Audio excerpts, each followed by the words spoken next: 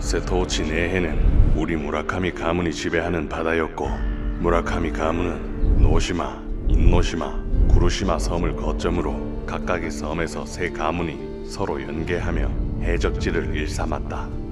난 어려서부터 섬과 배에서만 생활을 해왔기에 저 멀리 보이는 드넓은 육지에 사는 이들이 부러웠다. 이곳에서 보이는 저 땅을 갖고 싶었지만 그 땅은 고노 가문의 영지였고 우린 그들의 육지를 지키는 바다의 개였다. 물론 어머니께서는 고노가의 사람이긴 했지만 해적들이 들끓는 세토 내해를 지배하에 두기 위해서 외조부께서는 아버지를 가신으로 받아들였고 그 덕에 우린 안전하게 해적질을 하며 세력을 확장해갔다.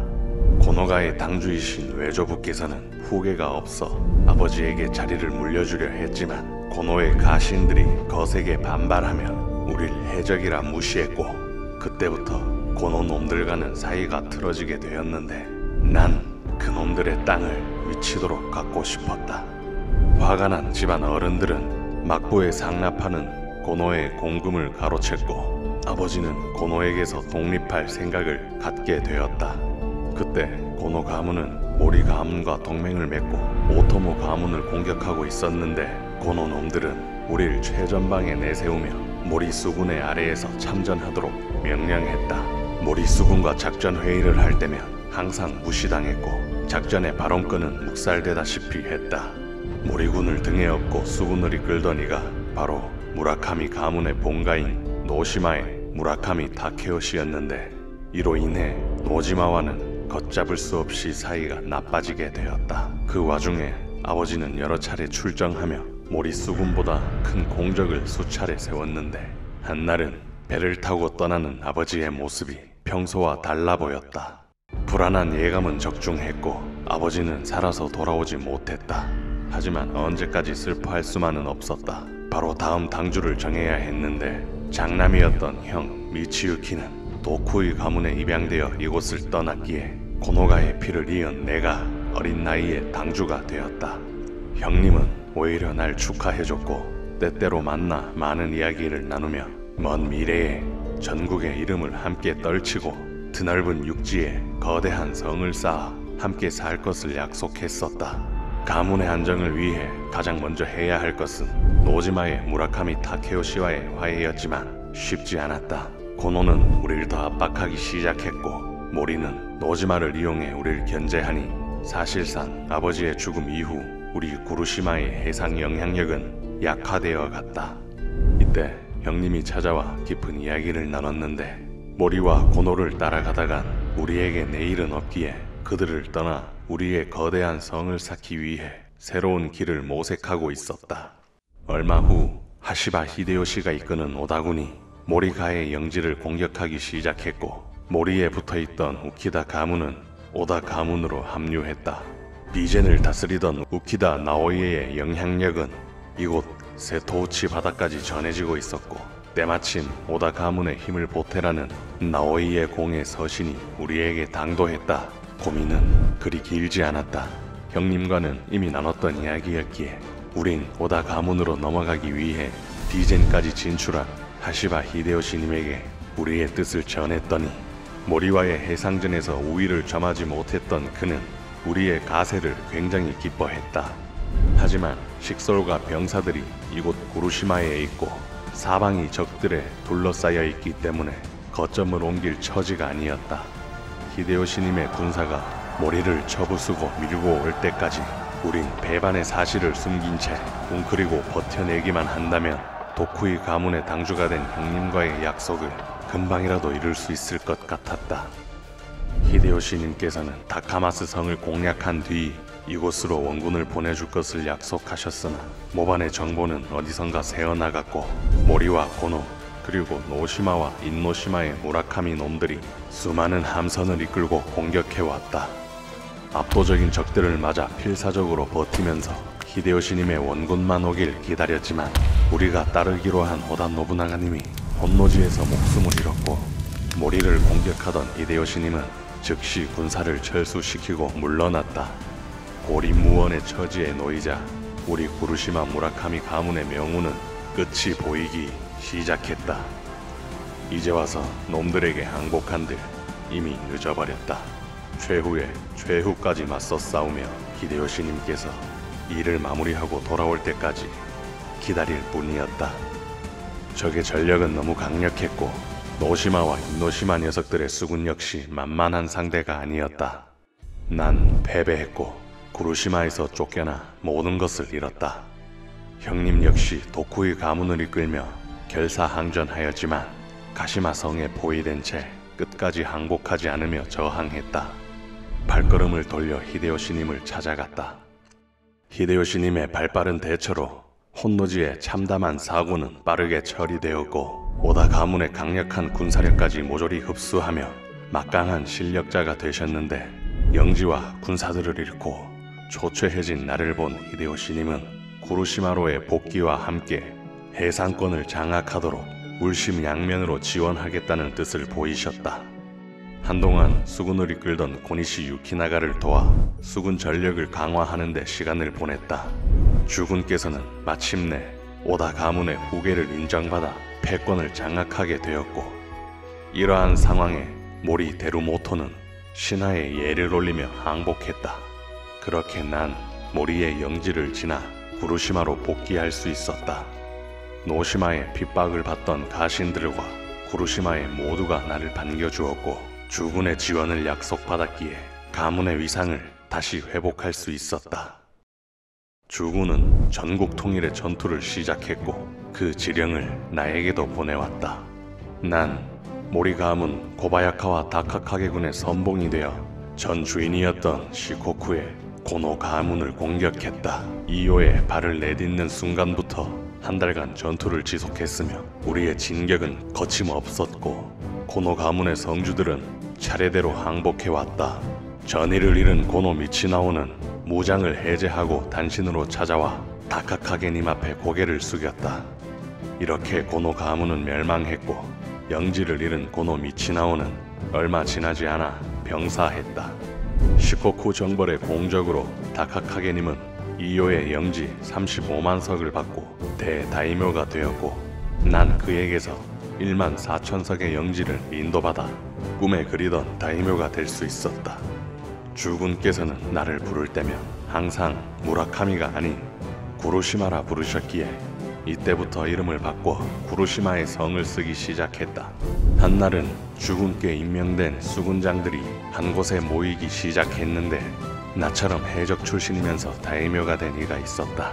기이반도 일대를 주름잡던 구마노 수군장인 구키 요시타카, 그리고 시즈카타케 7본창 중 한 사람인 와키자카 야스하루, 역시 7본창 중 한 사람인 가토 요시아키, 함께 모여 수군을 훈련시키고 친교를 쌓았지만 해적과 무사들 간의 마찰은 피할 수 없었다. 이때 주군께서는 해적 금지령을 내려 그 누구도 바다에서 해적질을 할 수 없었는데 노시마의 무라카미 타케요시는 이에 반항하며 따르지 않았다. 이것이 주군의 영린을 건드리게 되어 노시마는 순식간에 평정되었고 힘을 잃은 타케요시는 다카카게님 산하에 편입되며 다시는 노시마에 돌아오지 않았다. 같은 해적 출신이었지만 오래전 형세가 불리했던 주군을 따르기로 했던 난 지금 큰 힘을 손에 넣었지만 고집과 자존심만 지키던 그는 영지와 세력을 잃고 잊혀져 갔다.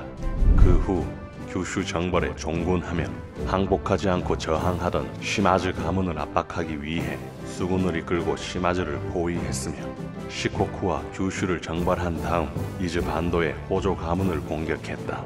이미 우리 수군은 수많은 함선과 대규모 병력을 보유했기에 호조가의 수군을 압도했고 적의 거성인 오다와라 성을 포위하기 위해 해상을 봉쇄했다.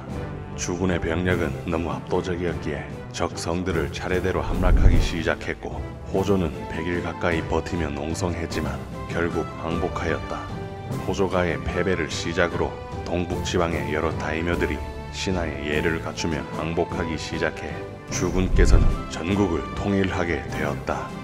주군의 거침없는 행보는 여기서 끝나지 않았다. 히젠 나고야의 축성 공사를 시작하여 명으로 진출하기 위한 전초 기지를 만들더니 여러 다이묘들에게 군사를 동원하여 조선으로 공격하라는 명령을 내렸다.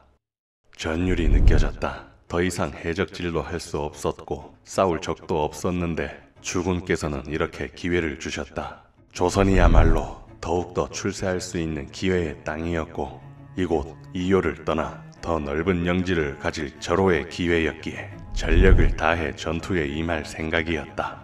우리 수군은 5번대 후쿠시마 마사노리군에 편성되어 충청도로 진격했다. 비록 전장이 바다가 아니라 육지이긴 했지만 나약해 빠진 조선에는 우리 군의 기세를 막을 군대는 없었다.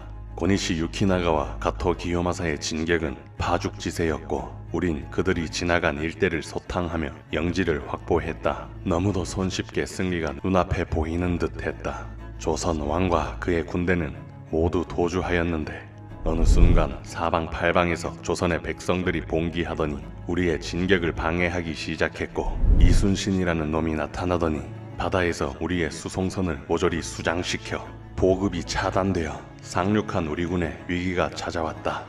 주군께서는 바다를 틀어막은 이순신을 경멸시키기 위해 즉각 수군장들을 불러 모아 수군을 편성했다. 이 수군의 중심이 된 것은 쿠키 요시타카, 와키자카 야스하루, 가토 요시아키 세 사람이었다. 저 세 사람의 실력이라면 물 위에선 가히 무적이라 칭할 만하니 걱정 따위 되지 않았지만 주군께서 수군을 편성하는데 날 부르지 않은 것에 내심 아쉬움이 컸다. 형님 또한 수군으로 편성되어 이곳을 떠나게 되었는데 헤어짐을 아쉬워하며 마지막 밤을 둘이 함께 술로 달래며 지냈다.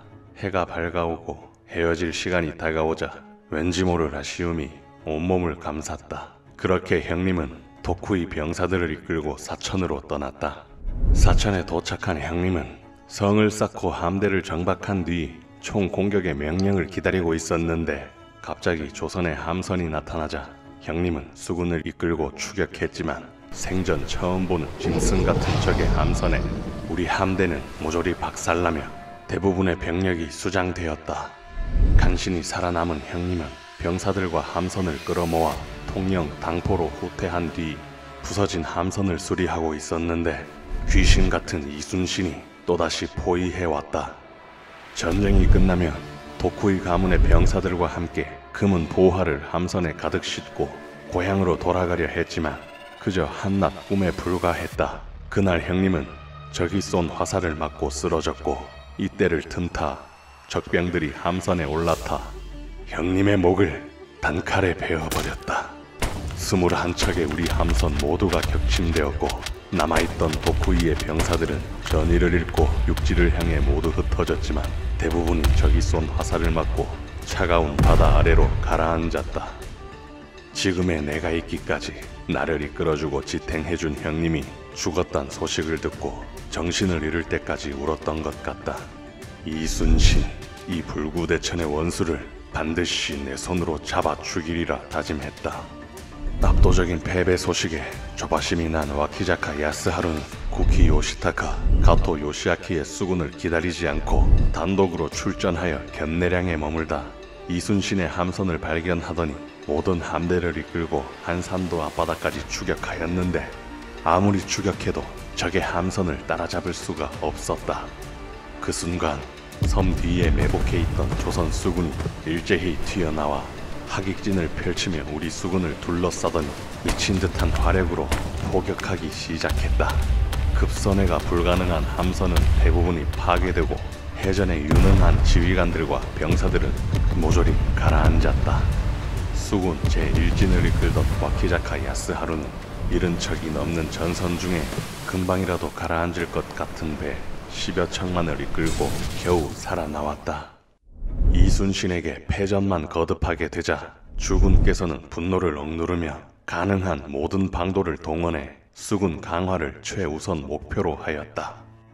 모략에 능통한 뛰어난 실력자 도도 다카토라가 합류했고 나 역시 이순신에 대한 복수의 칼날을 갈며 드디어 수군에 복귀되었다. 이렇게 수군이 재편되고 강화를 깨할 때쯤 조선에서의 지상전도 큰 전환을 맞이하고 있었는데 적을 압도하며 순조롭게 진격하던 우리 군은 명나라의 참전으로 전세가 역전되기 시작했다. 평양에 머물던 고니시 유키나가는 이 여성에 패하며 한성으로 물러나기 시작했고, 조선의 북쪽 끝까지 밀고 올라갔던 가토 기요마사는 의병대에게 밀리기 시작하더니 전의를 잃고 한성으로 퇴각했다. 우린 도요토미 히데카스 공을 중심으로 부산 일대의 수군의 모든 함선을 집결시키기 시작했고, 규슈의 최강자 시마즈 요시히로도 수군을 이끌고 합류했다. 500척이나 되는 거대한 수군 함대라면 이순신 따위야 간단히 압도할 수 있으리라 생각했다. 병력 따위에 안주한 우리의 안이함이었을까? 500척의 함선과 10만에 가까운 병력이 주둔한 이곳 부산포를 향해 이순신의 수군이 습격해왔다. 아무리 선수를 빼앗겼다 한들 압도적인 병력과 함선이라면 분명히 싸워 이길 수 있었다. 아니, 어떻게든 싸워 이겼어야 했다. 하지만 우리 군의 뇌리엔 이순신에 대한 공포가 자리잡고 있었고, 그 누구도 이순신과 맞서 싸우려 하지 않았다. 밀고 들어오는 조선 수군에 압도되어 전부 배를 버리고 육지로 달아났으며, 한 곳, 아니 여러 곳이 순식간에 무너지자 그나마 싸우려 했던 함선들도 전부 무너지기 시작하더니 그야말로 아수라장이 되었다. 적들은 우리 병사들이 눈앞에 허우적대든 달아나든 신경 쓰지도 않고 우리 함선을 닥치는 대로 격침시키기 시작했다.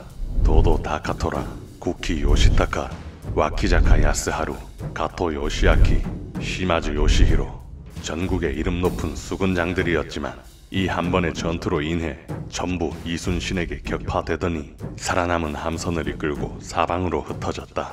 해안 언덕에서 우리 군이 활과 조총으로 대응했지만 조선 함선은 우리가 포진한 곳을 화포로 정밀 타격하며 철저히 파괴시켰다. 나 역시 형님을 죽인 원수가 눈앞에 있었지만 그 기세에 눌려 도저히 다가갈 수 없었다. 이 화려했던 기습은 순식간에 우리 함선 128척을 격침시켰고, 이순신에 대한 두려움은 모두를 소극적으로 행동하게 만들어 적이 물러간 뒤에도 그 누구도 바다로 나가려 하지 않았다. 모든 해전에서 이순신에게 철저하게 유린당하며 제해권을 빼앗기자 상륙한 우리 군을 지원하려던 모든 계획은 물거품이 되었다. 보급이 완전히 차단되자 당연히 지상군은 힘을 잃었고, 명과의 협상을 통해 점령했던 모든 영지를 반환하며 남해안으로 철수했다. 교착 상태가 길어지자 나 역시 구루시마로 복귀해 전열을 가다듬었다. 아직 형님의 복수를 하지 못했으니 절대 이대로 물러설 수는 없었다. 명과의 교섭이 실패로 끝나자 주군께서는 마침내 조선으로의 침공을 명하셨다. 난 모든 수군장들과 함께 좌군에 편성되어 이순신이 파면되고 전장에서 사라진 틈을 타 조선 수군을 대대적으로 공격하기 시작했다. 7,000량, 우린 마침내 이곳에서 조선 수군을 보기 좋게 대파하였다. 이순신 대신 그 자리를 차지한 적장 원규는 이상하리만치 허술했다. 수군 대장이라는 자가 바람과 파도를 계산하지 않으며 열세다 싶으면 도주하기 바빴고, 전투 중인 부하를 쉽게 포기했다. 어쨌든 손쉽게 적이 수군을 거의 전멸시켰고 드디어 제해권을 우리가 갖게 되었다. 지난번 점령하지 못했던 전라도에 대한 길이 열려 우리 좌군은 남해안의 조선 수군을 전부 몰아내고 상륙하여 성체들을 점령하며 남원과 전주까지 함락시켰으며, 난 서해안의 조선 수군을 박멸시키기 위해 또다시 수군으로 편제되었다. 7,000량에서 박살난 적장 원균을 대신하여 이순신이 돌아왔다는 첩보를 입수했다. 그와 다시 한번 마주치길 간절히 바랬었는데 드디어 형님의 원한을 대갚아줄 기회가 찾아왔다. 얼마 되지도 않는 너덜너덜한 함선을 이끄는 이순신은 더 이상 두려움의 대상이 아니었다. 우리 수군의 선봉이 된 나는 이순신의 함선을 격파하고 놈의 목을 베어 이 바다에 가라앉아 구천을 떠도는 형님의 원혼을 달래주리라 다짐했다. 무라카미 해적의 이름을 걸고 이순신을 격파하기 위해 명량 해협을 향해 속도를 높였다. 우린 세토우치 내의 급류를 수십 년간 터넘어 다녔기에 이곳의 물살 따위는 아무 문제가 없었다. 날씨가 맑았다. 동이 트기 시작하자 겨우 13척의 판옥선만이 있었고, 이순신의 기함을 제외하고는 전부 뒤로 물러서 도망칠 준비를 하자 우리에게 승기가 왔다 생각했다. 하물며 물살마저 우리 편이었다. 무라카미 수군, 형님의 도쿠이 수군, 그리고 구루시마 수군 모두를 끌어모아 그 누구도 뛰어넘지 못했던 이순신을 지옥으로 끌어내리기 위해 돌진하였다. 적장 이순신은 이 절체절명의 순간에 요지부동하며 오직 선두를 향해 화포를 쏘아댔다. 신기하게도 물살이 바뀌며 소용돌이 치더니 선두가 무너지고 뒤이어 모든 함선이 뒤엉켜 서로 충돌하며 전부 바닷속으로 처박히기 시작했다. 달아났던 적의 판옥선이 되돌아오더니 사방에서 화포가 날아들었다.